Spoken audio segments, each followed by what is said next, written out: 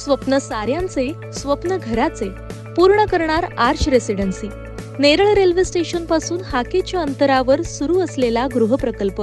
दर्जेदार बांधकाम, अत्याधुनिक सुविधा, उत्तम कनेक्टिव्हिटी, निसर्गाच्या कुशीत पर्यावरणपूरक गृहप्रकल्प म्हणजे आर्च रेसिडेन्सी. आपलं स्वप्न साकारण्यासाठी आजच घर बुक करा.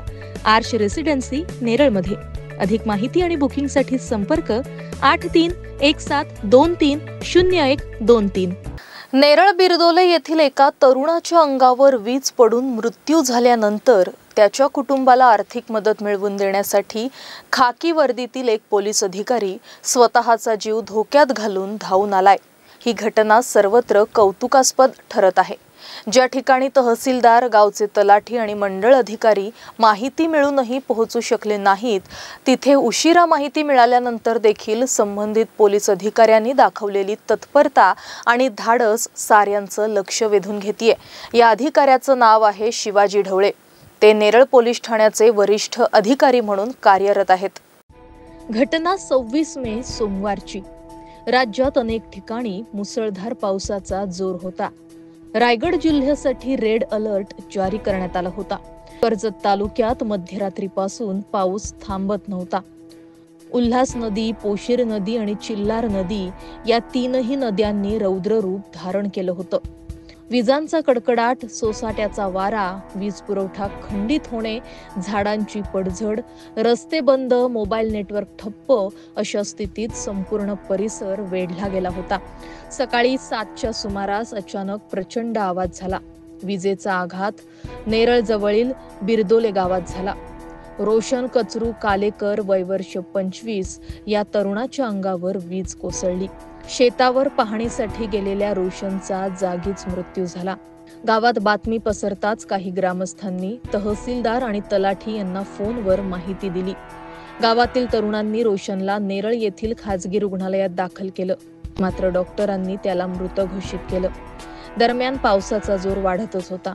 दहिवली जवळील पूल पाण्याखाली गेल्यानं वाहतूक पूर्णपणे बंद झाली होती. स्मशानभूमीकडे जाणारा रस्ता जलमय झाल्यानं पर्यायी मार्गानं रोशनचा मृतदेह गावात आणण्यात आला. कुटुंबातील आई वडील, मोठा भाऊ आणि वहिनी यांच्यावर दुःखाचा डोंगर कोसळला.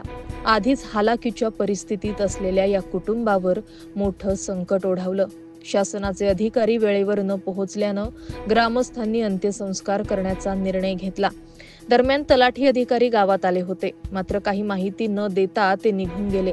स्मशानभूमी परिसरात पूरस्थिती निर्माण झाली होती.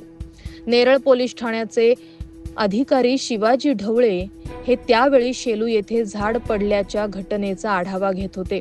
त्यांना रोशनच्या मृत्यूची माहिती मिळाल्यानंतर त्यांनी इतर कामं बाजूला ठेवून 2 सहकार्यांसह पर्यायी मार्गानं बिरदोले गाव गाठलं.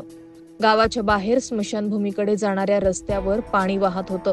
काही क्षणात अंत्यसंस्कार होणार होते. तेव्हा ढवळे यांनी ग्रामस्थांना थांबण्याचं आवाहन केलं. पाण्यातून वाट काढत त्यांनी गावकऱ्यांशी संवाद साधला.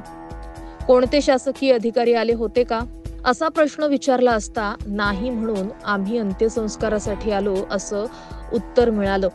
शिवाजी ढवळे यांनी ग्रामस्थांना विश्वासात घेत सांगितलं की ही आपत्तीमुळे झालेली घटना असून शवविच्छेदन केल्यास कुटुंबाला शासनाकडून आर्थिक मदत मिळू शकते. पैसे महत्वाचे नसले तरी कुटुंबाला आधार मिळेल हे पटवून देताना त्यांनी गरज असल्यास कायदेशीर कारवाईचा इशाराही दिला.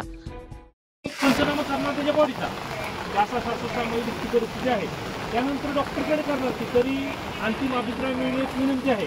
डॉक्टर ते बघणार नक्की काय झालेलं आहे त्याच्यात, पण ते बॉडी पूर्ण ते बघणार की बाबा ही वीज पडलेली आहे का, विजेचं काय करणार. त्यानंतर शिक्षण झालेलं आहे ना, वीज पडल्यानंतर त्याच्या शरीरात काय बदल होते, शरीरावरती काय गुण आहेत का त्याचे, हे सगळे डॉक्टर लिहून देणार आपल्याला. तुम्ही हे नशीब आम्ही लवकर आलो. आता ॲम्ब्युलन्स बोलवा, मोठी गाडी करा, काही करा आणि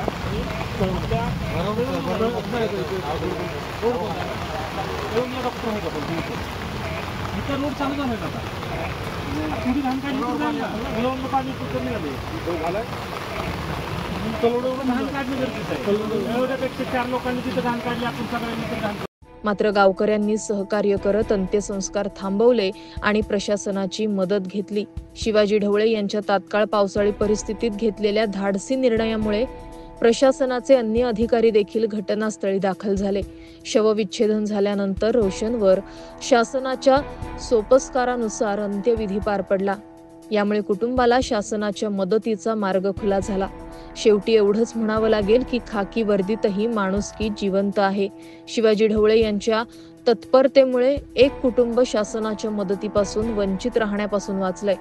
आजही अनेक गावकरी मदतीअभावी लाभांपासून दूर राहतात. याकडे प्रशासनानं लक्ष देणं गरजेचं आहे. महाराष्ट्र न्यूज 24 साठी अजय गायकवाड, नेरळ.